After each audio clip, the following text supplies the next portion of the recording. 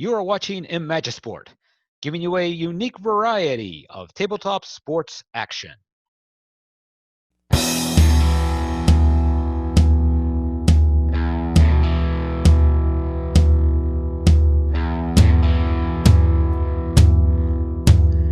Hello there, and welcome to the Imagisport Showcase. I'm Jared Jones, and thank you for joining us for our initial episode of this new series. The game we're going to be featuring today is the newest game to my collection, that being Shootout Hockey. Now, seems a little weird considering that I am a 30-plus year veteran of Stratomatic hockey. I currently run 2 Stratomatic leagues and play in a third. I'm also pretty active in Plays Hockey Blast. I'm currently creating my 4th card set for that game. The ECHL 90-91 season. Hope to have that out sometime in September. So why am I featuring the newest hockey game that I have? Well, for a couple reasons. One, as you will see in just a few moments, it is very easy to capture on camera. There's a very small footprint to this game. Basically, all you need to play are a couple of team cards, a set of dice or the fast action card deck, and just some pencil and paper to keep some stats, and that's it. I was looking for a game that I could take practically anywhere, and so far, Shootout Hockey seems to fit the bill for that. And the second reason is I really wanted to get this project off the ground. I bought the 1980s Decade set, and so I'm starting the 80s Greats Hockey League. So tonight is our opening night, and so we are going to be featuring the first game on the schedule, that being Pittsburgh against Boston. So without any further ado, let's go to the Boston Garden and get underway with some Shootout Hockey. Okay, we're ready for the first period of action between the Penguins and the Bruins here at the Boston Garden. The starting goaltenders and offense grades were determined ahead of time with some fast action card flips. Denny Herron will be in the net for the Penguins today, and the Penguins' offensive rating for this game is going to be an E. Pete Peters will start in net for the Bruins, and their offensive grade today is going to be a C. So now that we got those out of the way, we have our scoring chances calculated. It's going to be 1-19 for the Pens on even strength, 68-100 for the Bruins. And with that in mind, we're underway from the Boston Garden. Here's the opening face-off. And there is 1 minute taken off the clock. And the fast action card reading is 13. That is a scoring chance for Pittsburgh. Who's going to get the puck? It's going to be M. That is Phil Bourque. His shot is going to be from the slot, but it is a no-goal reading, and we will move on. 2 more minutes taken off the clock here. 38, nothing happens, and so we will take some more time off. 2 more minutes off the clock. And a 28, again, nothing happening, so we will flip for some more time. 3 minutes taken off the clock here. And a reading of 30, again, no scoring chance. 3 more minutes off the clock. And a 34, again, no scoring chance for either team.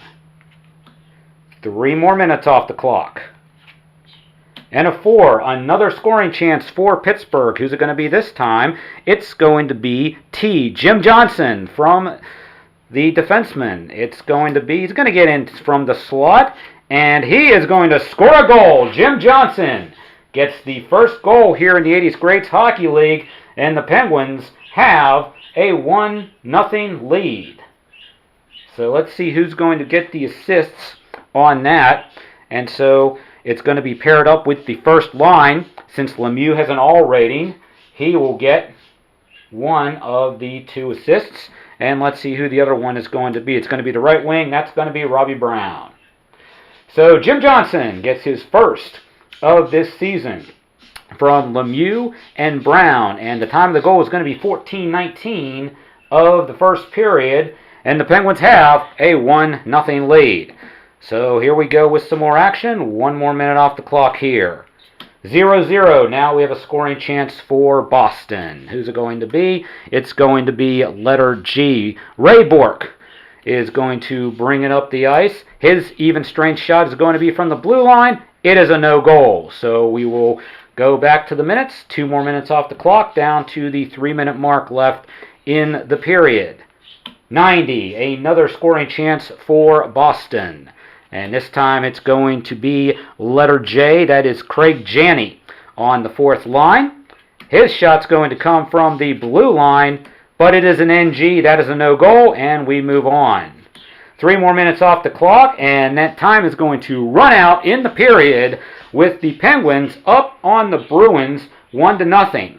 So let's go ahead and calculate the shots on goal. First for Pittsburgh.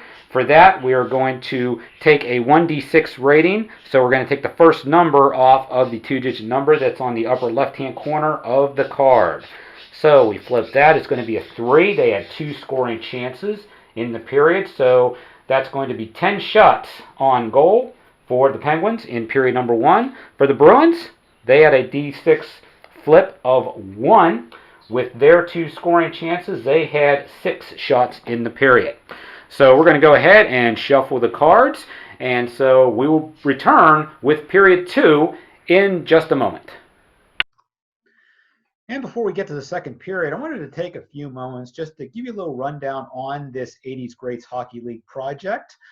So let me share my screen here, and I'm going to show you the guidelines that I am going to have for this project that I'm doing. I'm using Shootout Hockey. I'm using the Fast Action Cards version and the 1980s decade set. And I'm going to play it out like an NHL season. So there's going to be an 80-game regular season. And back in the 80s with 21 teams, that means you played 7 or 8 times against your division and then 3 times against your non-divisional teams. I just randomly picked the schedule in the 80s, so I'm just using the 1984-85 NHL schedule as a guide to play through that.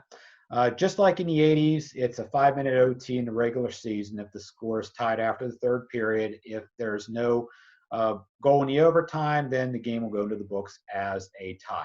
I'm basically going to stick to the Shootout Hockey rule book for using the fast action cards with a couple of exceptions. One being is if time runs out in the 3rd period or in the 5-minute overtime, what I will do is if the score is tied, I'll just flip one more action card just to see if there's a last-minute scoring chance. If there is, I'll play it out. If not, then I'll just say the buzzer sounds. And then also, there are some times in the game where when you do a minor penalty check for a team, which is penalty A, there may not be anybody on the ice that has the letters that you are looking for a penalty.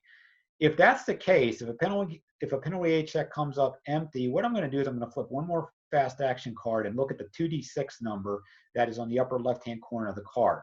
If it's 11 to 23, then what I'm going to do is I'm just going to institute a bench minor to that team. So basically, if nobody gets a penalty, then there's a 25% chance that a bench minor is going to come up, just to add a little bit more realism to the game.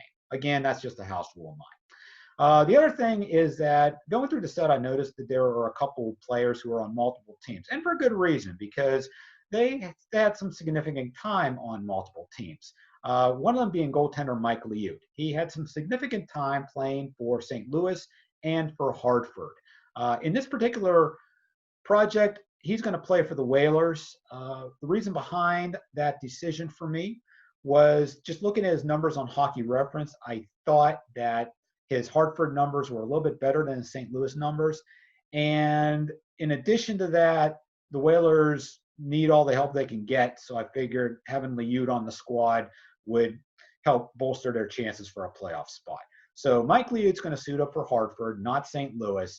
And so I've adjusted the start ratings for Millen and Walmsley on the St. Louis card whenever I determine who their starters are in their games.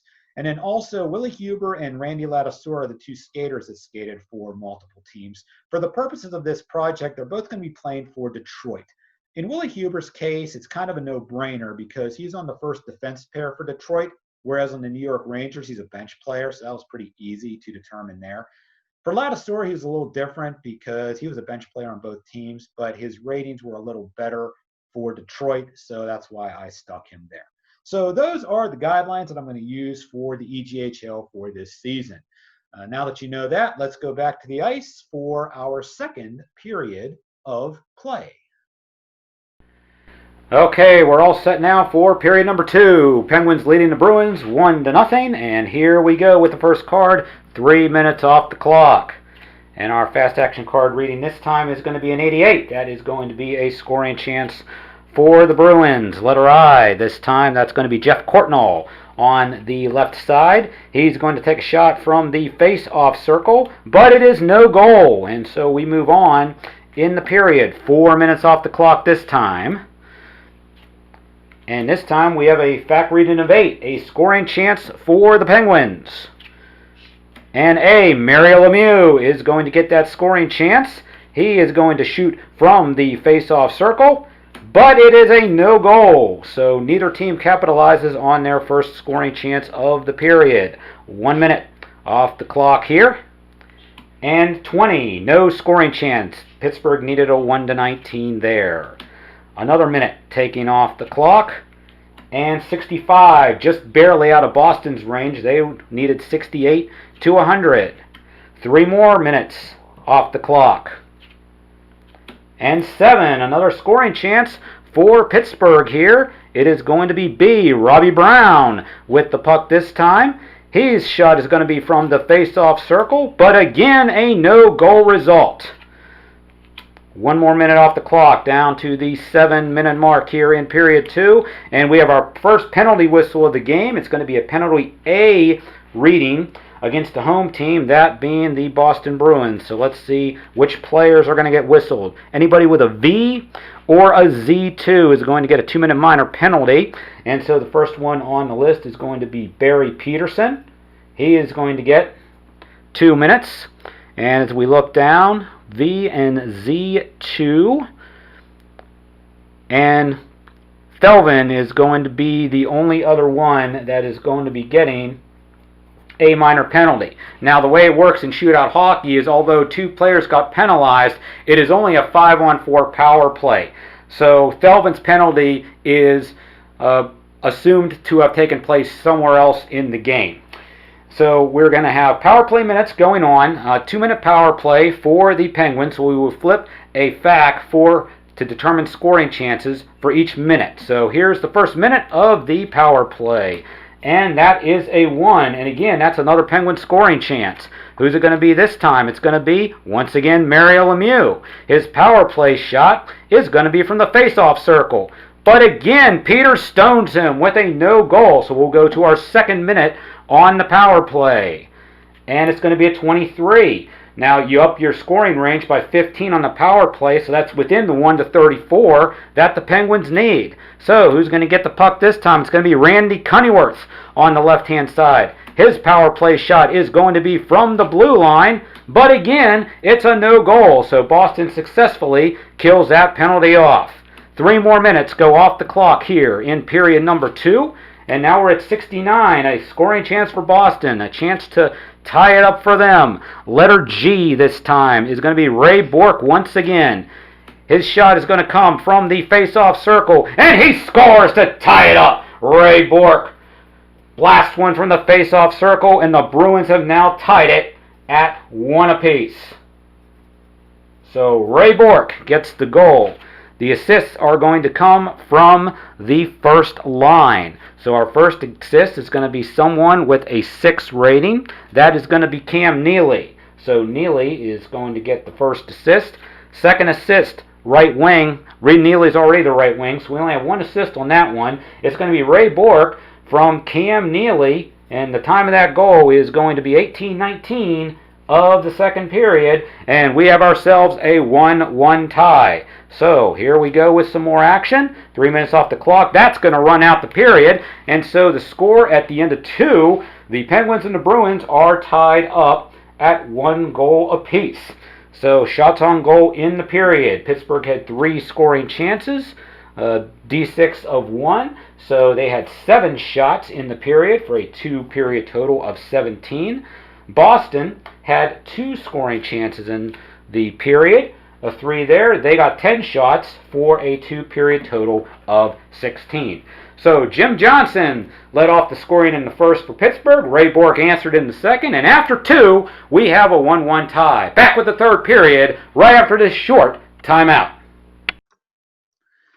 And so after 2 periods, the score is tied at 1. So before we get to the third, I have played some games. So from the time that I actually recorded that game to now when I'm recording these studio shots.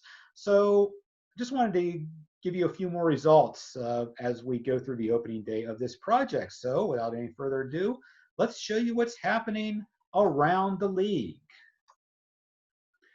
And so at the odd in Buffalo, the Sabres defeated the Canadiens by the score of 6-2. Dave Anderchuk had a couple of goals in that game, and Pierre Turgeon added a goal and 2 assists.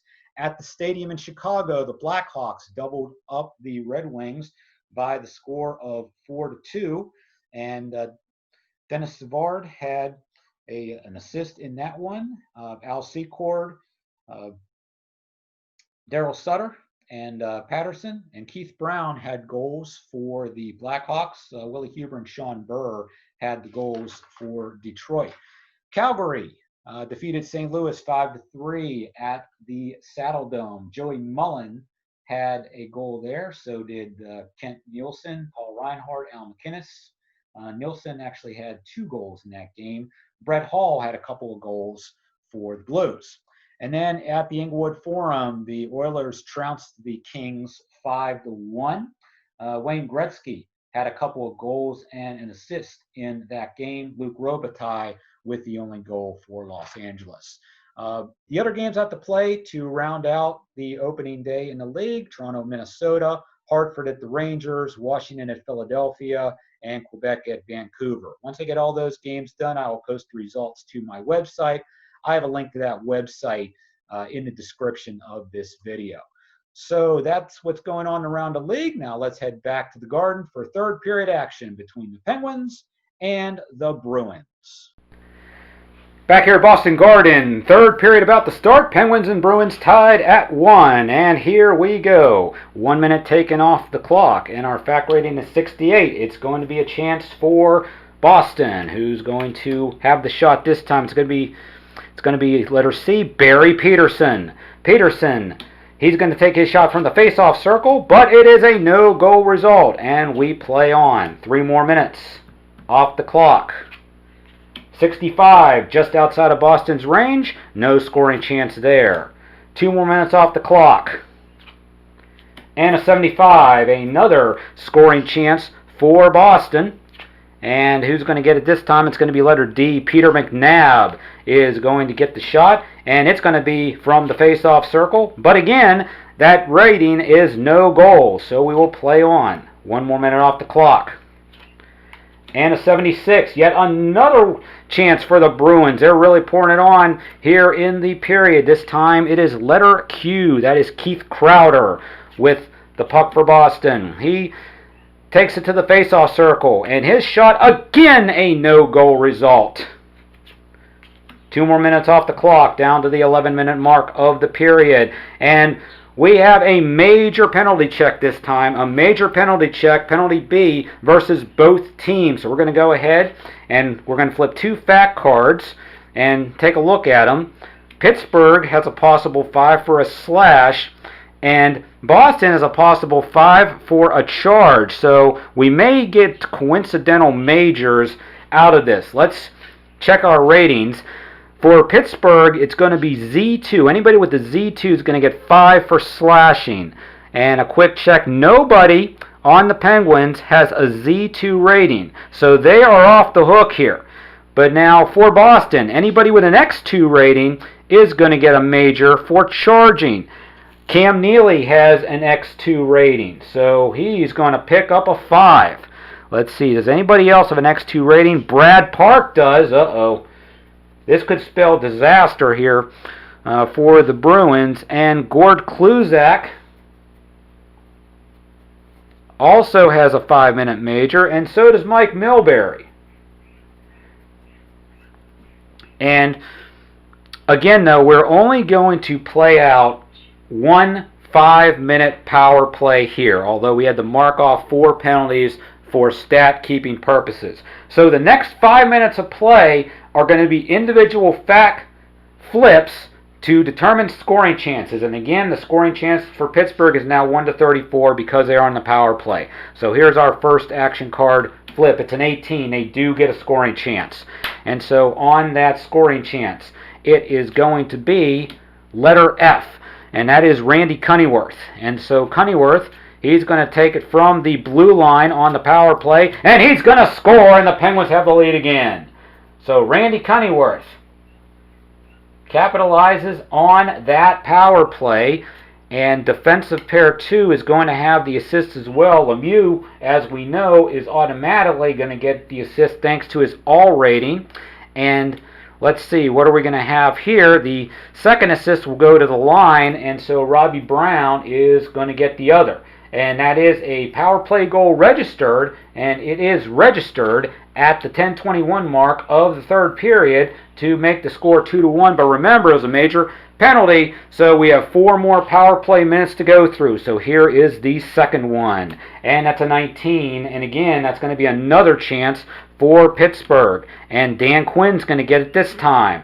His power play chance is going to be from the slot, and he's going to score. Dan Quinn with it, and 2 power play goals on this major penalty, and now the Penguins have a 3-1 lead. And so defensive pair 1's going to join line 2 on the assists this time. Anybody with 6 here? Nobody seems to have 6 besides Dan Quinn, who scored the goal. Second assist is going to go to the left defenseman. That is Mo Mantha. So this second power play goal on this major penalty is Quinn from Mantha, and that is going to be at the 11:41 mark of the third period. So now it's Pittsburgh 3, Boston 1. Major power play minute number 3 coming up. It is a 60. Boston needs a 68 for a shorthanded chance. They didn't get it, so we go to power play minute number 4. And that's a 37. Again, no scoring chance there. And then power play minute number 5 is a 92. Boston has a chance for a shorthanded goal. So let's see who's going to get the scoring chance. It's going to be Rick Middleton. And then all shorthanded chances come from the blue line, but this one is a no goal, and that will end the penalty. So now we are back to normal mode. 2 more minutes off the clock, down to 4 minutes remaining in the game. And so we have a 69. So again, that is going to be Boston's chance. And it's going to go to letter O, which is Terry O'Reilly. His even chance is from the face-off circle, but it is a no goal. So here we go with down to 4 minutes left. Not going to pull the goalie quite yet. Let's see what happens. No time off the clock. But it's going to be a penalty A versus home for Boston once again. And that's going to severely complicate things as far as Boston trying to come back in this game. Let's check the minor penalties. It's going to be another penalty B. And this time, since it was a result of an A penalty check, that means the only team we check this time is going to be Boston. So let's see what we have. Anybody with Z3 gets a double minor for roughing. So let's see, do we have anybody with Z3? Thankfully, nobody on Boston has a Z3 penalty rating, so they get away with some shenanigans there. So now they're still only down by 2 with 4 minutes left to go. Again, they're down by 2. Not sure if we're going to pull. We'll draw one more card and see what happens here. Again, no time off the clock. And a 25, nothing happens. 3 minutes off the clock here. And so that's going to be penalty A versus away. But of course, that's going to be too little too late as far as getting back in this game is concerned. So let's do the penalty checks for the Penguins here. And that's going to be X and Y2. So that means Cunneyworth is going to get a minor penalty, as well as Robbie Brown and Bob Airy. And so Phil Bourque is also going to pick up a minor there. X and Y2, and Randy Hillier is going to get one, and then Rod Buskus will be the last recipient. And like I said, but it's going to be a little too late. There's only 1 minute left in the game, so even if they score here, it's going to be too late for them to catch back up. But let's see if they do get that goal to make things interesting. So here's our final flip. It's going to be 30, and that's going to be outside of Boston's power play range. So that's going to do it for the game. And so your final here on opening night of the 80s Greats Hockey League, the Pittsburgh Penguins beat the Boston Bruins by the score of 3-1 with 2 power play goals in the third period. So let's go ahead and get our shots on goal before we go back to the studio here. So one with only 2 scoring chances for Pittsburgh, both of those again coming on that major power play. So they only had 6 shots on goal in that third period, and 2 of them went in. And for Boston, they had a D6 rating of 3 with 5 scoring chances. So that's 14 shots. So total shots on goal for the game, the Penguins with 23 and the Bruins with 30. But again, that wasn't enough because Randy Cunneyworth and Dan Quinn capitalized on a major penalty that Cam Neely committed about midway through the third period. And your final, once again from the Garden, Pittsburgh 3 and Boston 1. We'll go back to the studio for a wrap-up right after this. If you're interested in purchasing Shootout Hockey or want a little more information about the game, the place to go is the Shootout Hockey website at www.shootouthockeygame.com. On this website, it'll give you information on ordering, a list of the seasons that are available, and links to other videos featuring Shootout Hockey. Once again, the website for Shootout Hockey is www.shootouthockey.com. And what a game that was. The Penguins with a huge upset on opening night, defeating the Bruins by the score of 3-1. Before we get into the wrap-up, I know during that third period, you're probably saying to yourself, there's no way that a team would get whistled for 4 majors in a game and the other team not get any. Yes, that is a little bit of an anomaly, but again, that is the way Shootout Hockey game is designed, and that's kind of the trade-off for it being a quicker play type of game. Now, 2 points here. One is, even though there were 4 majors whistled, we only marked off 1 power play. So we only got to play through 1 major power play, so 5 minutes of power play time. And secondly is that the other majors were basically just for statistical purposes only. And from what I've seen so far in Shootout, if you're keeping track of an entire season like I am, chances are things are going to even themselves out. So although the Bruins got whacked for 4 majors there, what I'm thinking is that, there'll probably be 6, 7, 8 games where they might not even sniff a major. Again, like I said, at the end of the season, from what I've seen, the penalty minutes for the players should be fairly accurate. So don't let that be too much of a deterrent if you're on the fence about getting this game. Again, this is a real fun game to play.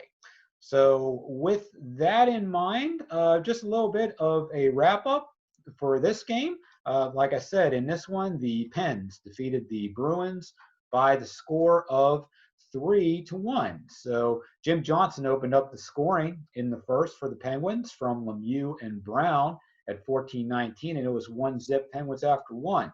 The Bruins tied it up in the second as Ray Bourque got his first of the year from Cam Neely near the end of the period, and as we head into the third, it was a 1-1 score. However, in the third period, as you saw, Cam Neely got a major penalty for slashing, and the Penguins capitalized on it in a big way, scoring 2 power play goals less than a minute apart, one from Randy Cunneyworth and the other from Dan Quinn.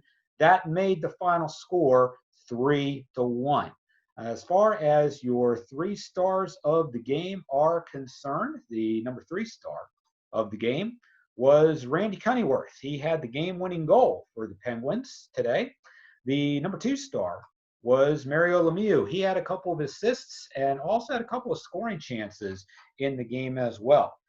And our number one star and the Imagine Sport player of the game is goaltender Denny Herron of the Penguins. He stopped 29 out of 30 shots in the game and also stopped 5 Boston scoring chances in the third period. So he really stood on his head, kept the Penguins in the game, and was a major part of them actually winning here on opening night by the score of 3-1. So hope you enjoyed this initial telecast of shootout hockey here on Imagisport. Uh, I do plan on doing some more shootout hockey. So if you want to see a particular team or a particular matchup of the EGHL on Imagisport, please let me know in the comments or shoot me a message. I want to feature every team in the league at least once during the duration of this project, which realistically is probably going to take me about 2 or 3 years anyway. But I will give some preference. If some of you want to really see some teams out there, I will make sure that happens for you. I want this to be some content that you would want to see. As far as other things coming up on the channel, next video that I'm going to post will be episode 3 of Old School Wrestling. That'll be coming up in about a week or two, depending on when I get stuff filmed and edited for that. Main event for that show will be the Good Old Boys against the Boomdogs. Winner of that's going to be the first ever OSWA World Tag Team Champions. And hopefully there'll be an announcement on the status of the OSWA World title that has been mired in a bunch of controversy, basically from the opening bell of the OSWA. So we'll see how that plays out. That's going to be the next show. So make sure that you join us for that. Once again, from here, the final score tonight, Pittsburgh Penguins 3 and the Boston Bruins 1 in 80s Greats Hockey League action with shootout hockey. Thank you for joining us tonight. This is Derek Jones saying so long. Keep playing your games and have a great day.